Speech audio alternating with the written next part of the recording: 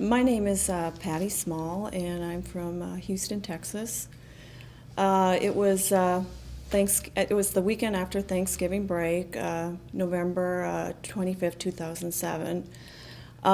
We had just had a wonderful week of putting up the Christmas tree and family get-together during Thanksgiving and a lot of Christmas shopping. And my daughter was returning back to Baylor University. It was about maybe 4 o'clock in the afternoon, and her best friend Laura was following her in the car behind. They both lived together up at Baylor University. And she was probably about 10 miles north of Calvert on Highway 6. And apparently, a young man was traveling southbound on Highway 6. He was returning to College Station and crossed the center line and killed my daughter instantly in a head-on collision. Laura tried to avoid the accident by swerving quickly, and I believe her car rolled over several times and she was knocked out. When the paramedics came, and I guess Megan's car was, I was told, exploded. There was really nothing left because she was probably traveling around 60, 65, and him 70, so you can imagine the impact. And his car he was in a truck and she was in a Camaro, and his truck was it just stopped. I guess it put a dent into the pavement, and her car spun around and ended up several feet away from the accident. And we were told that when Laura was taken, the car was upside down. When she was taken out of the vehicle, that the first thing she did was run to Megan, and she saw her. They had to hold her back. Screaming Megan. I was home making dinner, and I remember the phone ringing, and I didn't recognize the phone number, and I picked it up, and all I could hear was static, and I'm thinking, who's this, you know? And so I hung up the phone and continued cooking dinner, and it rang again. And it was an unknown wireless phone call number, and all of a sudden I could hear Laura on the other end. She's like, Patty? And I'm like, yes. And she said there was a terrible accident, and I'm thinking maybe a little fender bender or whatever. And the only thing that came out of her mouth is, Megan is dead. And I mean, that's when your life changes. I mean, it's just like, you literally die, you know. You just don't know what to do with yourself. I remember dropping the phone and running to my husband and my son, who were in the other room, and all I could do was just say, Megan is dead, you know. I just couldn't believe it. It was just like you're outside your body. It's just like a bad dream. And the only thing I could think of is, we got to get to Megan. We got to get to her. And it was probably about an hour and a half drive from the house, and my husband grabbed the phone from me, and he was just trying to get any information he could out of the person on the other end. I guess this lady was telling me that, oh, you're talking about the DOA, and he says, what about Megan? Is she okay? Can you help her? And I guess the accident was just so devastating that, you know, she said, no, she's dead. So we hopped in the car and headed up to Waco, and all I remember is that was the longest drive of my life. I mean, we couldn't get there fast enough.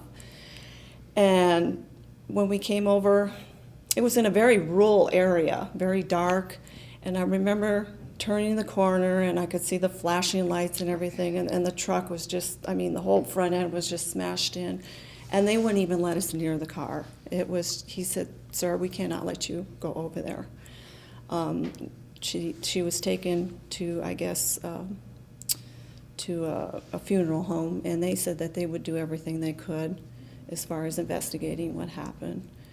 And all we could do that night is just turn around and go home and deal with what had happened. We couldn't even see our daughter. So. Laura and Megan met when Laura was in 3rd grade, and they became best friends. They did everything together. You never saw one without the other. I don't think best friends really gives it their relationship a compliment. It was almost like they were one person. And as far as Megan, that's a parent's dream, you know, for your child to have a best friend like Megan.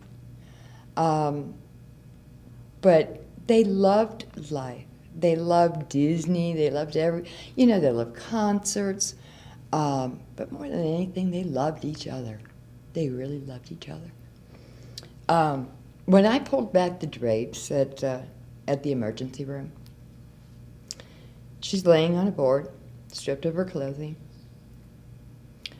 thin white sheet over, and tears are rolling down the side of her face. You know, she was just kind of in a shock, and she just kind of turned her head and informed me. She said, "Mom, I think I wet myself." But the phone call is what reoccurs in my life so much too. When she called me, just by the sound of her voice, it was shaking, and it was scared, and that's your child, and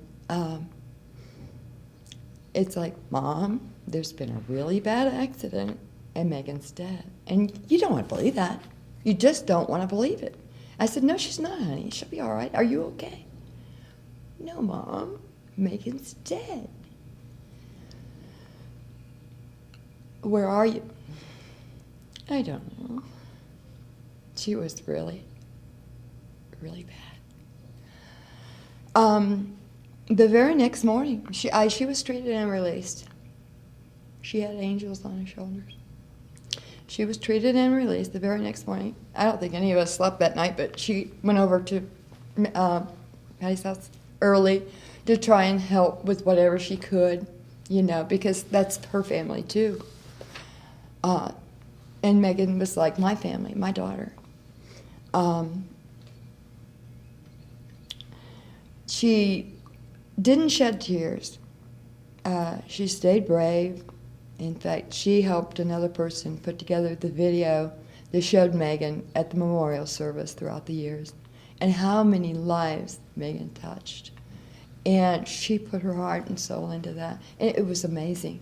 It was just amazing. You know, but then she did tell me afterwards she was having anxiety attacks, you know, and when she was driving, started having those. And her behavior started changing. And of course, I had her go to therapy, you know, because I knew she's going to need that. And her behavior started changing because this is a girl that, you know, I mean, her goal was to reach 5 foot. She was 4'11" and a half, and she liked Tinkerbell. She referred to her Disney. She liked Princess. She even still liked watching the Olsen twins. I mean, that, you know, and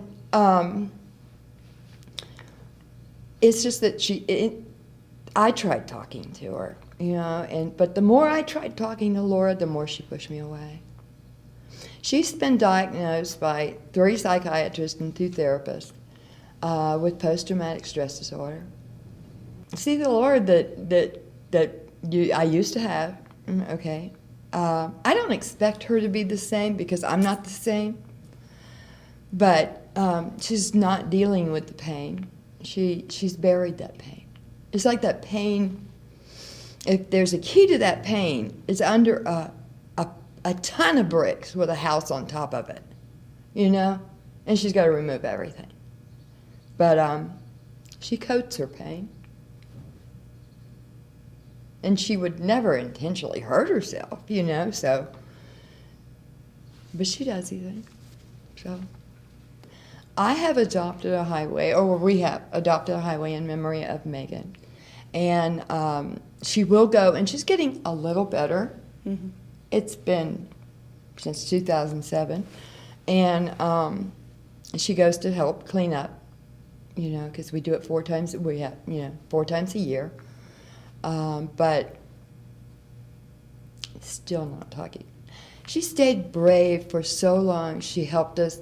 My family had a furniture business of 30 years, and we had just retired in June. And I thought, oh, God, I'm finished.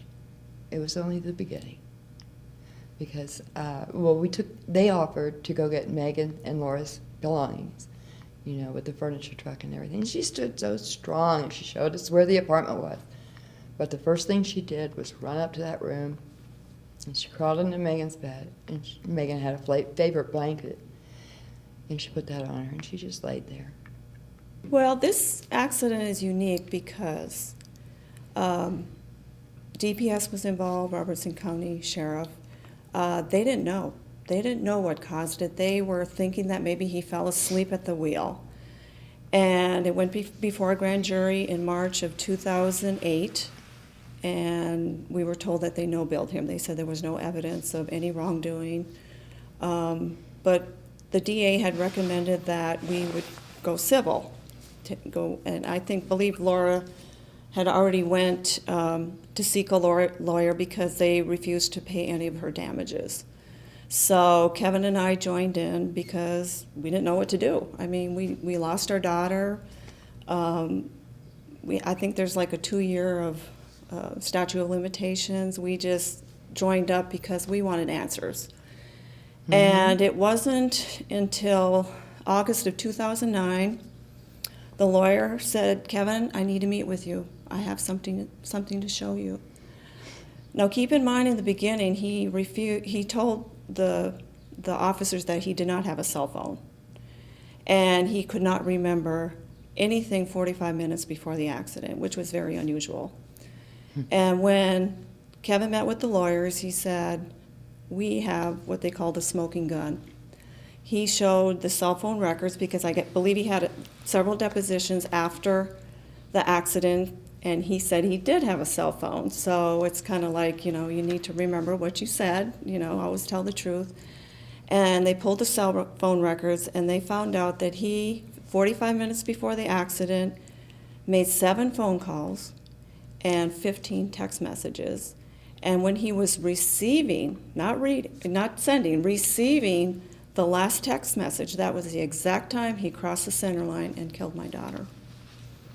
So I don't think that this accident was ever recorded as a distracted driving accident. This was one that could have just went under the rug. But that's what happened. And the first thing the young man said when he got on the stand, he said when he woke up, because he was injured, was his friends had brought him his phone, which was broken in half, because he had it up here on his steering wheel, I would like to bring public awareness of this epidemic. I mean, basically, he was social networking down Highway 6. I mean, I don't think the young children today, they think they're bulletproof. Nothing can happen to them. They don't see the dangers of what they're doing behind the wheel. We just need to drive. It has to be done in the household. Parents need to enforce it. The driving schools need to bring public awareness to it. And hopefully, I would like to see laws against it, because I think that's the only way people are going to truly stop. Saving lives. Saving lives. Yeah, there's so much pain. You don't only kill that person. We died. Some of us died that night. That's the only way you can describe it. You actually, to me, you die when you lose a child.